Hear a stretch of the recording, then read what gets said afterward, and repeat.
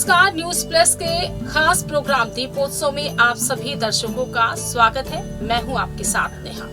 तो आज हम अपने इस खास प्रोग्राम दीपोत्सव में बात करेंगे धनतेरस और दीपावली पर, और इसके लिए बात करने के लिए हमारे साथ इस प्रोग्राम के खास मेहमान जो हमसे जुड़ चुके हैं वह है डॉक्टर रमेश चिंतक जी। तो आइए सबसे पहले उनका स्वागत करते हैं और इसके बाद चर्चा करते हैं धनतेरस और दीपावली पर। तो गुरुजी, आपका बहुत बहुत स्वागत हमारे प्रोग्राम दीपोत्सव में। नमस्कार नेहा, आपको और आपके सभी दर्शकों को। गुरुजी, दीपावली का पर्व आ गया है, लेकिन उससे पहले हम चर्चा धनतेरस पे करेंगे। सबसे पहले आप धनतेरस पे चर्चा करेंगे और ये बताइए सबसे पहले कि धनतेरस का आखिर महत्व क्या है और क्या है इसकी विशेषता। देखो, धन त्रयोदशी कार्तिक कृष्ण की त्रयोदशी को होती है। इसे धन्वंतरि जयंती भी कहते हैं। जो मूल बात है वो ये है कि जब समुद्र मंथन हुआ तो इसी धन त्रयोदशी के दिन भगवान धन्वंतरि अमृत कलश लेकर समुद्र मंथन से निकले और उनके साथ ही अत्यंत बेशकीमती आभूषण और रत्न भी निकले। भगवान धन्वंतरि स्वास्थ्य के देवता हैं। जितने भी जीव हैं उनको स्वस्थ रखने का उनका दायित्व है। तो धन त्रयोदशी में भगवान धन्वंतरि की पूजा होती है और साथ में कुबेर की पूजा होती है, यम की भी पूजा होती है धन त्रयोदशी के दिन। धन्वंतर जयंती बहुत महत्वपूर्ण पर्व है, उतना जितना दीपावली है। क्योंकि जीवन में जो सबसे महत्वपूर्ण बिंदु है या सबसे महत्वपूर्ण चीज है वो स्वास्थ्य है, और इसीलिए धन त्रयोदशी के दिन लोग भगवान धन्वंतरि की पूजा करते हैं, उनसे उत्तम आरोग्य इत्यादि मांगते हैं। और कुछ लोग तो जो जड़ी बूटियां हैं उनका संग्रह इसी दिन करते हैं। जो लाइफ सेविंग ड्रग्स हैं उस तरह की चीज़ों का सेवन करते हैं और इकट्ठा भी करते हैं। कुल मिलाकर ये खास बात है कि धन त्रयोदशी के दिन, चूंकि समुद्र, ये जितने भी पर्व हैं 5 दिन के पर्व दीपावली के, ये सारे इनके पीछे जो पौराणिक कथन है वो समुद्र मंथन है। आप जानते हैं समुद्र मंथन सनातन धर्म का बहुत महत्वपूर्ण कहानी है, संकेत के लिए कि हर व्यक्ति के अंदर सुर और असुर होते हैं, देवता देवत्व भी होता है, राक्षसत्व भी होता है, और इन दोनों का ही मंथन हुआ है समुद्र मंथन में। संकेत के लिए मैं कह दूं, इनसे जितनी भी चीजें निकली हैं वो देवत्व के लिए, देवताओं के लिए भी थी, राक्षसों के लिए भी थी, और जो डिजर्व करता था उसके पास वो चीजें चली गई। तो कुल मिलाकर अगर व्यक्ति डिजर्व करता है तो निश्चित रूप से उसको वो चीजें मिलती हैं। चूंकि धनतेरस के दिन रत्न इत्यादि भी निकले थे, तो ऐसी मान्यता है कि रत्न भी खरीदते हैं लोग, सोना चांदी खरीदते हैं। हालांकि लोहा नहीं खरीदना चाहिए, लेकिन अब धन के अभाव में लोग बर्तन इत्यादि खरीदते हैं, वो स्टील के खरीद लेते हैं। कुल मिलाकर जो खरीदारी की बात है, झाड़ू खरीदना धनतेरस को अच्छा होता है, धनिया खरीदना अच्छा होता है, और शाम के समय 7:20 से 9 बजे तक धनतेरस का बहुत अच्छा मुहूर्त है। उस समय धन्वंतरि जी की, कुबेर जी की, यम जी की पूजा की जाती है। अगर वो पूजा कर सके तो बहुत अच्छा है। तो गुरुजी, आपने धनतेरस पे इसका महत्व बताया। जैसे दीपावली पे जो पूजा होती है, लक्ष्मी गणेश स्थापित होते हैं, कलश रखा जाता है, तो धनतेरस पे किस तरीके से धन्वंतरि और कुबेर जी की पूजा करनी चाहिए? क्या विधि होती है जिससे लोग पूजन कर सकें? देखो, विधि बहुत सामान्य है। एक सुबह से उस मानसिकता में लोग रहते हैं, सुबह से उनकी सफाई इत्यादि अपनी पूजा करके नॉर्थ ईस्ट में इन सब देवताओं को, धन्वंतरि महाराज को स्थापित किया जाता है। हल्दी और धनिया से इनकी पूजा होती है, और ऐसा माना जाता है कि अगर हल्दी और धनिया इनको चढ़ाई जाए तो वो बहुत प्रसन्न होते हैं। कुल मिलाकर पूजन की विधि तो वही है। पंचोपचार पूजन भी हो सकता है, षोडशोपचार पूजन भी हो सकता है। मेरा मानना यह है कि भाव से कुछ भी पूजन करें, लेकिन बहुत लोग उतनी विधि नहीं जानते हैं। 5 चीज़ों से जब पूजा होती है उसे पंचोपचार कहते हैं। जब 16 वस्तुओं पे उनको जल देना, मधुपर्क देना, वस्त्र देना, यज्ञोपवीत देना, ऐसी बहुत सी चीज़ें होती हैं जो चंदन लगाना, रोली लगाना, चावल रखना। तो षोडशोपचार पूजन अगर कर सकें तो बहुत अच्छा है, नहीं तो पंचोपचार पूजन ही करें, सामान्य बात है। और कुछ नहीं कर सकते तो जैसे मैंने बताया कि उनको घर में एक स्थान दे के उनका आसन बिछाकर स्थापित करें और उसके बाद उनकी भाव से पूजा करें। तो गुरुजी, धनतेरस का दिन तो बहुत ही अच्छा होता है और पूरा दिन कहा जाता है बहुत ही शुभ दिन होता है कोई खरीदारी करने के लिए, लेकिन फिर भी है कि इसका कोई विशेष मुहूर्त या विशेष टाइम है कि उस दिन मैंने आपको अभी बताया ना कि आप 7 से 9 के बीच सामान्य तरीके से 7 से 9, 7:20 से 9 बजे के बीच भी कर सकते हैं पूजन। और 13 दिए मुख्यतः धनतेरस के दिन अच्छा, देसी घी के जला सकते हो तो वो अच्छा है, नहीं तो तेल के भी 13 दिए जला सकते हैं। एक दिया चौमुखी उसमें जरूर होना चाहिए, साथ में 12 दिए होने चाहिए, ऐसा धनतेरस में बताया गया है। तो गुरुजी, जैसे कि आपने ये 13 दीपक बताया कि धनतेरस वाले दिन 13 दीपक जलाने चाहिए, इसकी क्या विशेषता, इसके पीछे भी कोई कहानी? त्रयोदशी है इसलिए 13 दीपक जलाने का महत्व है। जी गुरुजी, आपने इससे पहले बताया था कि और लोग कहते भी है कि धनतेरस वाले दिन झाड़ू लाना बहुत अच्छा होता है और झाड़ू को लक्ष्मी का प्रतीक माना जाता है। वास्तु के हिसाब से धनतेरस वाले दिन हमें क्या खरीदना चाहिए और क्या नहीं खरीदना चाहिए?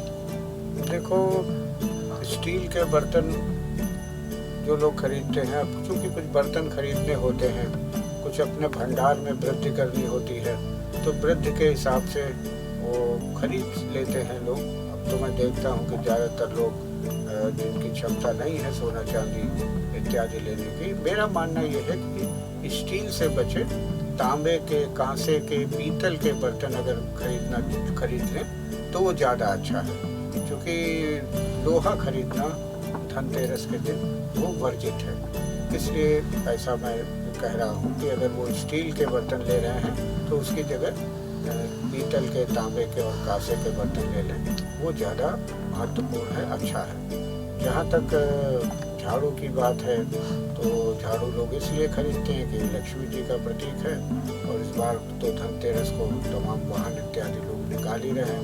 कुछ लोगों को ऐसा डर है कि शनिवार के दिन वाहन नहीं खरीदना चाहिए, ये केवल भ्रम है, बिल्कुल खरीदना चाहिए। हाँ, जिन लोगों की साढ़े चल रही है उनको परहेज रखना चाहिए, बाकी लोग शनिवार के दिन वाहन खरीद सकते हैं। गुरुजी, वास्तु के आप बहुत बड़े जानकार हैं, तो धनतेरस के पर्व पर हम चाहेंगे कि आप हमारे दर्शकों को वास्तु से जुड़ी कुछ चीजें ऐसी बता दें कि धनतेरस में वास्तु के हिसाब से किस तरीके से क्या करना चाहिए जिससे घर में सुख समृद्धि आ सके। और क्योंकि घर में जो अक्सर ये होता है कि धनतेरस वाले दिन लोग विधि विधान से पूजन करते हैं, उनकी कोशिश यही रहती है कि इनके घर की जो नकारात्मक ऊर्जा है वो बाहर चली जाए, सकारात्मक ऊर्जा का प्रवेश हो। तो वास्तु के हिसाब से क्या कुछ हमें उस दिन करना चाहिए, किन किन बातों का ख्याल रखना चाहिए? देखो, पहली बात तो यह है कि नॉर्थ ईस्ट को देखें, जहाँ पूजा घर होता है वो एरिया बहुत साफ होना चाहिए। अगर वहाँ आपका पूजा घर है तो बहुत ही अच्छी बात है।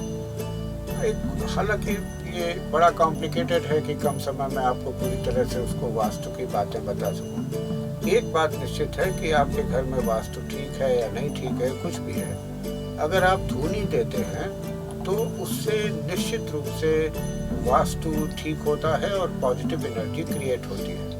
अब धूनी में भी कुछ लोग केवल गूगल और राई की धूनी देते हैं, लेकिन उसका एक पूरा विधान है।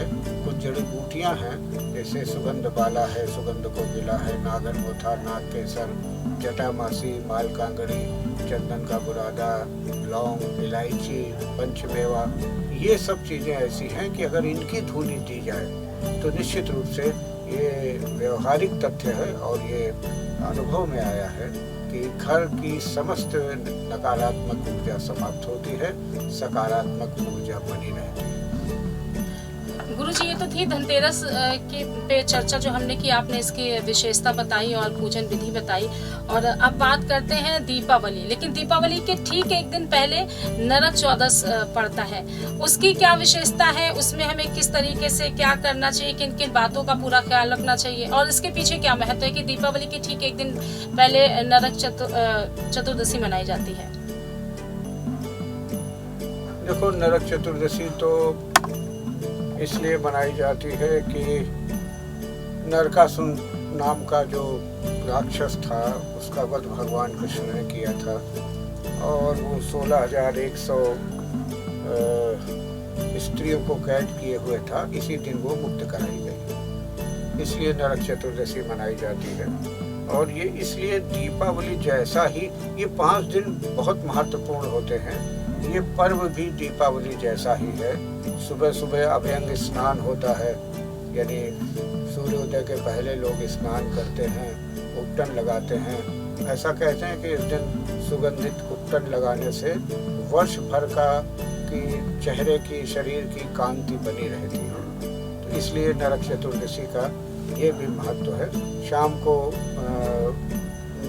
नरक चतुर्दशी में पूजा होती है, लेकिन प्रातः कालीन उठकर जो लोग स्नान करते हैं, उपटन लगाते हैं, वो निश्चित रूप से वर्ष भर स्वस्थ भी रहते हैं और उनको भगवान का विशेष आशीर्वाद भी मिलता है। गुरु जी, अब बात करते हैं दीपावली की। तो सबसे पहले तो हम ये चाहेंगे कि आप हमारे दर्शकों को, जो लोगों के मन में ये संशय है दीपावली को लेकर, कि कुछ लोगों का कहना है कि 20 तारीख को दीपावली है और कुछ लोगों का ये मानना है कि 21 तारीख को दीपावली है। तो सबसे पहले आप हमारे दर्शकों का ये संशय दूर करिए कि दीपावली आखिर 20 तारीख को है या 21 तारीख को, और इसका शुभ मुहूर्त पूजन का क्या है?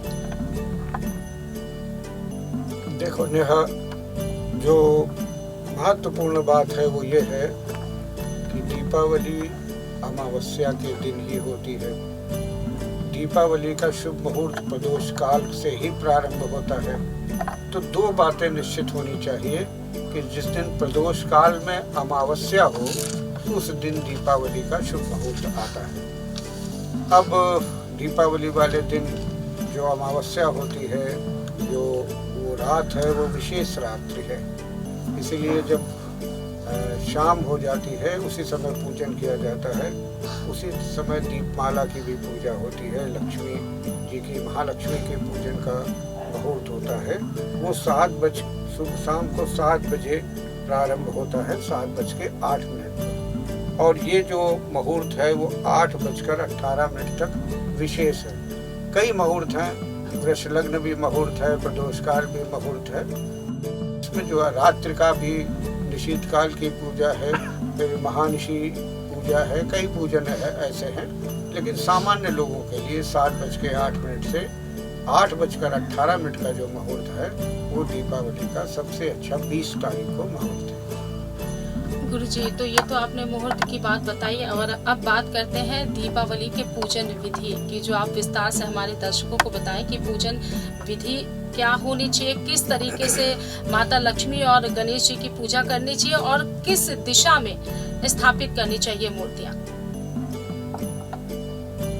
देखिए, मूर्ति स्थापित अब लोगों के अपने अपने घरों में अपना पूजा घर होता है।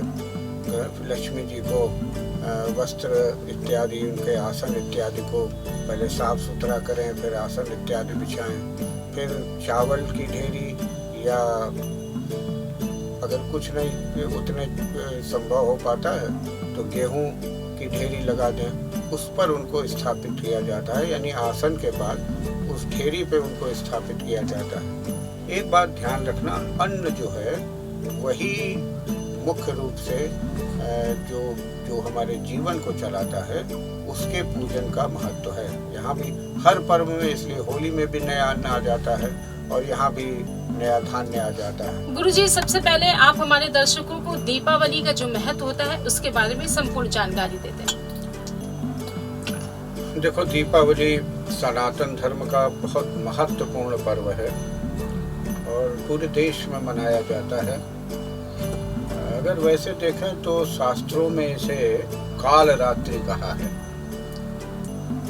जो हमारी 4 रात्रियां हैं, मोह रात्रि, दारुण रात्रि, जन्माष्टमी, शिवरात्रि, होली की रात्रि, और इसमें जो दीपावली को कहते हैं वो काल रात्रि कहते हैं। आप जानती हैं, दीपावली की जो अमावस्या है वो बड़ी महत्वपूर्ण अमावस्या है। वर्ष भर में जितनी भी अमावस्याएं होती हैं उसमें सबसे काली अमावस्या वो दीपावली के दिन ही होती है। इतना अंधकार होता है, कभी आप शहर से दूर हट के किसी निर्जन स्थान में अगर जाएं तो आप भयभीत हो जाएंगे इतनी काली कालिमा होती है, एक हाथ दूसरे हाथ को नहीं देख पाता। ये स्थिति होती है दीपावली के रात। इसलिए तो उस अंधेरे से लड़ने के लिए बहुत दीपक जलाए जाते हैं। भय दूर करने के लिए आतिशबाजी वगैरह की जाती है। एक भय देने वाली रात्रि होती है काल रात्रि। तो उसके एस्ट्रोनॉमिकल कारण है कि तुला में जो है सूर्य भी होते हैं, जो उनकी नीचे राशि होती है, और तुला में ही चंद्रमा होते हैं। और वो एक खगोलीय कारण भी इसमें है, तो लंबा हो जाएगा, इसलिए इसको ये रोकते। हाँ, आपने पूछा था दीपावली को पूजन कैसे करें, मुहूर्त मैं आपको बता ही चुका हूँ। देखो, सिंपल है, बड़ा सरल है कि आप गंगा जल से का छिड़काव करिए। पहले तो सब बहुत स्वच्छता से साफ कर लीजिए, सब चीज़ें यथास्थान रख लीजिए अपने पास। फिर गंगा जल का छिड़काव करके लाल और पीला वस्त्र बिछाइए। फिर गणेश और लक्ष्मी जी की मूर्ति रखिए।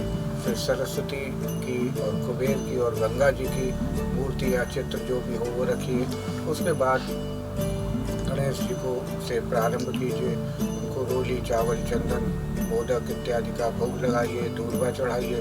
फिर लक्ष्मी जी के लिए अनार का, कमल का फूल और उनका पंचोपचार पूजन कीजिए। ऐसे सारे देवी देवताओं का पूजन करने के बाद फिर बाद में आरती करिए। और दीप मालिका की पूजन, उसी आरती के साथ एक दीप मालिका बनाइए। अब कुछ लोगों जैसी सामर्थ्य हो, 108 दीपक हो तो बहुत अच्छा है। अपने वृक्षों के नीचे दीपक रखिए, अपने द्वार पर दीपक रखिए, अपने जहाँ आप अपना धन संग्रह करते हैं वहाँ दीपक रखिए। कुल मिलाकर जो भी व्यक्ति एक ऐसा स्वागत का एक ऐसा दीपोत्सव मनाइए कि जो भी व्यक्ति आपके घर में घुसे उसको बहुत प्रकाश का अनुभव हो। तो अगर आप ये कर सकते हैं तो साधारण ऐसी पूजा कर सकते हैं दीपावली में। ये महापर्व है और महालक्ष्मी का पर्व है, इसलिए मुझे लगता है कि इस पर्व को हर सनातन धर्मी को इस पर्व को निश्चित रूप से बहुत हर्ष, उल्लास और उमंग के साथ मनाना चाहिए। तो गुरुजी, आपने पूजन विधि बताई और ये भी साथ में बता दिया कि दीपक हमें घर में किस किस जगह पे रखना चाहिए। ये महालक्ष्मी का त्योहार होता है, महालक्ष्मी जी को प्रसन्न करने के लिए और उनका आगमन हो इसलिए घर में उजाला किया जाता है। एक विशेष जानकारी गुरुजी, जैसे कभी भी कोई पूजा होती तो हम लोग घी का दीपक जलाते हैं, लेकिन दीपावली पर्व ऐसा है जिसमें घी का दीपक भी जलता है और तेल का दीपक भी जलता है। इसके पीछे कोई विशेषता है या लोग अपनी सुविधा के अनुसार ये प्रचलन जो है वो चलने लगा? देखो, तेल का दीपक तो इसलिए भी लोग जलाते हैं। एक दीपक तेल का रात भर जलाते हैं और उसमें काजल बनाते हैं। उसके ऊपर एक जो कच्चा सकोरा होता है, जो पका नहीं होता, उसको रख देते हैं और रात भर वो तेल की बाती का धुआं उसमें इकट्ठा होता रहता है और उसे वर्ष पर्यंत उससे काजल लगाते हैं। अब चूंकि सौंदर्य प्रसाधन के बहुत सामान आ गए हैं, उस तरह के गाँव में अब भी वो परंपरा है कि लोग काजल बनाते हैं और वर्ष पर्यंत लगाते हैं। खैर, एक तो ये कारण है। दूसरा ये है कि एक तेल का दीपक अवश्य जलना चाहिए। घी का दीपक तो रात्रि भर एक जलेगा ही जलेगा।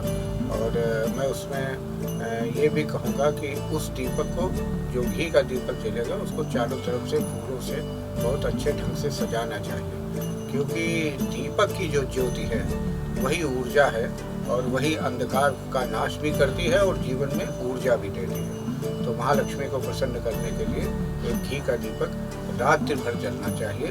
वो जब सवेरे चिड़िया बोल जाती है तब तक वो दीपक जलना चाहिए। गुरुजी, जैसे कि आपने बताया घी का दीपक जलना चाहिए, तो ये दीपक चौमुखी दीपक होता है या एक मुखी दीपक जलना चाहिए? चौमुखी दीपक विशेष उसमें होता है, जैसे नरक चतुर्दशी को चौमुखी दीपक जलाया जाता है। इसमें एक बाती का दीपक ही काफी है। गुरुजी, तो आपने दीपक के बारे में भी संपूर्ण जानकारी दी। अब गुरुजी, एक दीपावली से जुड़ा एक लास्ट क्वेश्चन आपसे करेंगे कि वास्तु के हिसाब से हमें दीपावली में क्या कुछ घर में लाना चाहिए और किस तरीके से घर में साफ सफाई, इन सब चीजों का ख्याल रखना चाहिए?